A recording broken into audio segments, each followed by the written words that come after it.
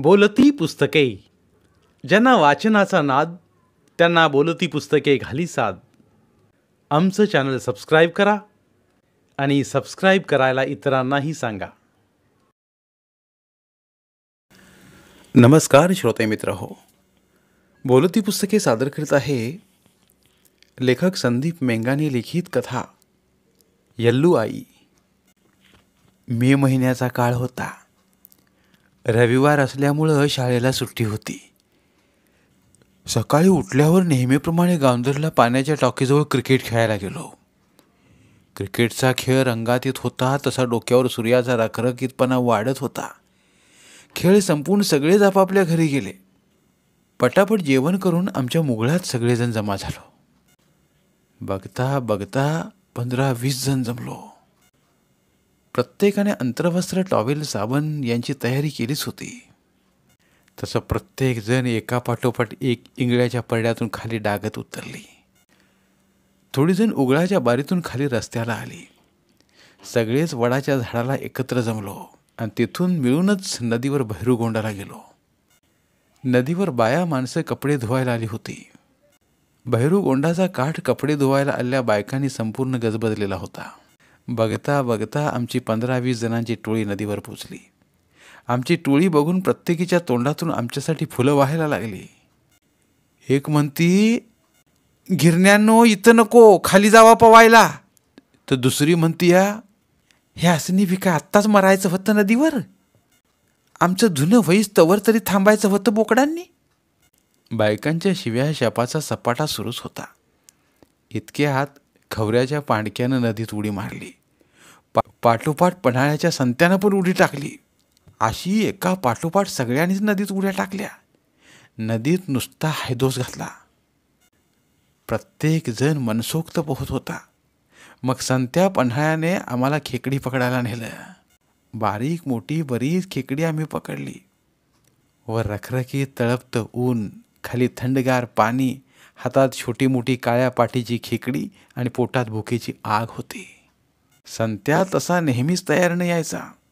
खेकडी घेऊन आम्ही वर खडकाला आलो. पांड्याने केदारी मेंगाण्याच्या व्हळीतलं गवत आणलं. संत्यानं गवताला आग लावली. तसं मी एक एक खेकडी आगीत टाकू लागलो. खेकडे भाजतो न भाजतो तोच आम्ही लगेच एक एक काढून खाऊ लागलो. खेकडी खाऊन झाल्यावर आम्ही पुन्हा नदीत पोहायला गेलो. असं करत करत दिवस कधी मावळतीला गेला हे आम्हाला कळलंच नाही. संध्याकाळी सगळेच घरी परतलो. दिवसभर उन्हात उपाशीपोटी थंड पाण्यातून मासे खेकडे खाल्ल्यानं आणि त्यावर पाणी पिल्यानं अंगात ताप आला. तापानं मला काहीच समजेना म्हणून मी शांत झोपलो.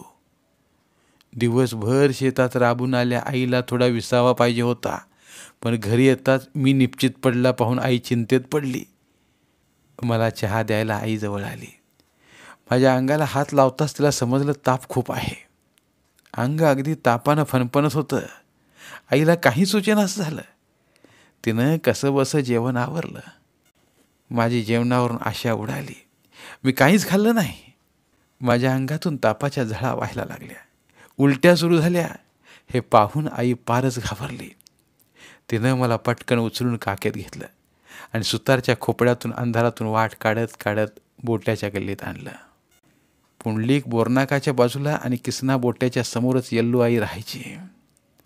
आईनं मला तिच्या घरी आणलं आणि मला तिच्यासमोर बसवलं. यल्लू आई म्हणजे देवाला सोडलेली बाई. देव जुगतीन. अंगात 9वारी साडी, वाकून आलेलं अंग, वयानुसार पांढरं फट्ट पडलेलं केस, डोक्यात केसांच्या जटा धरल्या होत्या. गोरी गुमटी यल्लू आई म्हणजे गोरगरीब भोळ्या बाबड्या भक्तांची पाठ राखीनच होती. यल्लू आई गावातील सर्व जोगत्यांची म्होरकी. गोरगरीब लोकांसाठी बिना पैशाचं देवरस पण. लोकांच्या अडीअडचणी सोडवायची. अशिक्षित अनपढ असून देखील लोकांची भीती दूर करण्याचं कौशल्य वाखाणण्याजोगं होतं. करणी-धरणी, भूतपिशाच अंगारा धुपारा करण्यासाठी लोकांच्या रांगा लागायच्या.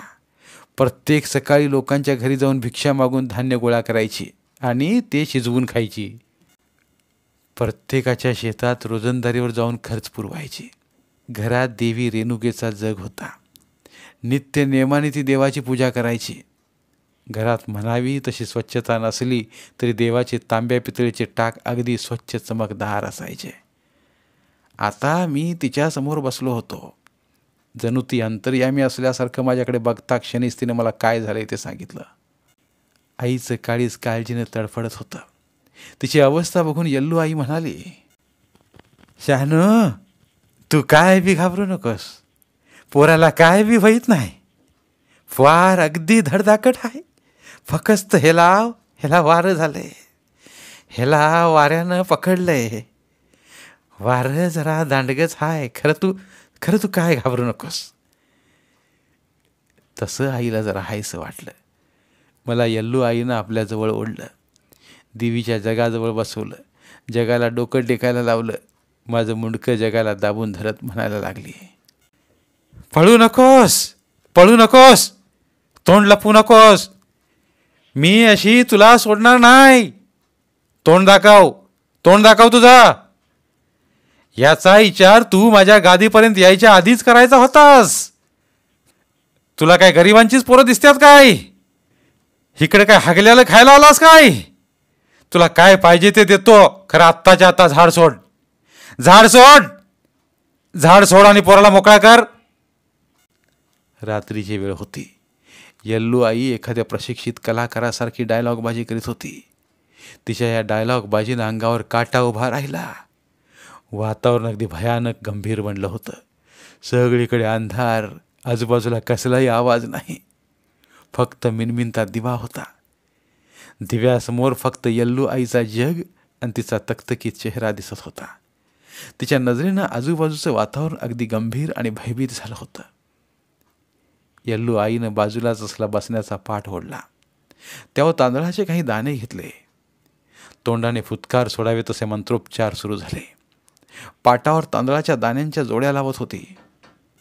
पुन्हा सगळे तांदूळ एकत्र करीत होते. असं ती वारंवार करीत होती.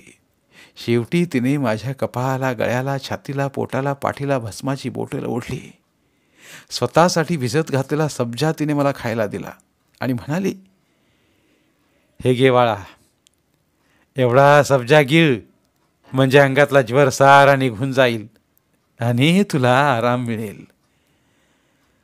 आईनं कसं बसं बळजबरीनं मला तो सब्जा खायला लावला. यल्लू आई पुन्हा म्हणाली, हे बघ शानू, हे वारं जरा दांडगच आहे. त्याच्या पट्ट्यात येणाऱ्या कुणालाच ते सोडत नाही. तवा तू आता लगेच तांदूळ लुंडीच्या गिरणीच्या पुढच्या बाजूला डागकडेला एक लिंबू उतरून टाक. पोराला काय बी वाईट नाही बघ. सकाळपर्यंत पोरगं कसं खेळायला जातंय की नाही बघ. जा तू निवांत. आई यल्लमा गरिबांच्या पाठीशी आहे.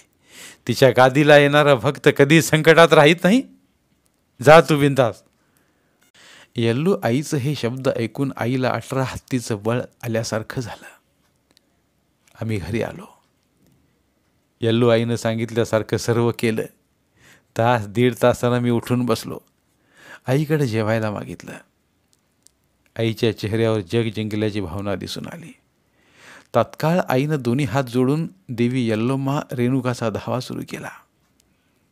देवीनं लगेच माझ्या पोरला गुण दिल्याची भावना तिच्या चेहऱ्यावर स्पष्ट दिसत होती. तिच्या या निस्वार्थ देवावरली श्रद्धेला पाहून मी आईकडे एकटक कुतूहलाने बघतच राहिलो. त्यावेळी गावात किंवा जवळपास दवाखाने, डॉक्टर नव्हते. रात्री अपरात्री यल्लूसारख्या बाईशिवाय पर्याय नव्हता.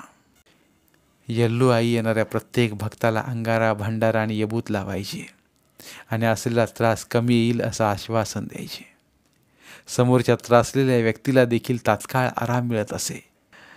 याला श्रद्धा म्हणावी, विश्वास म्हणावा की चमत्कार काय माहीत.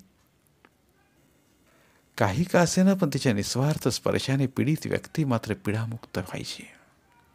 आणि अशा वेळी भोळ्या भाबड्या भक्तांना धीर देणारी यल्लू आई म्हणजे साक्षात देवीचा अवतारच भासत होते. संकट काळात गरिबांना बळ देणारी यल्लू आई म्हणजे देवापेक्षा काही कमी नव्हती. आज यल्लू आई आमच्यात नसली तरी तिची आठवण मात्र नक्कीच प्रत्येकाच्या मनावर राज्य करून गेली. आई रेणुकाच्या नावानं चांग भलं, आई यल्लू आईच्या नावानं चांग भलं. धन्यवाद. पुन्हा भेटूया एका नवीन कथेसह.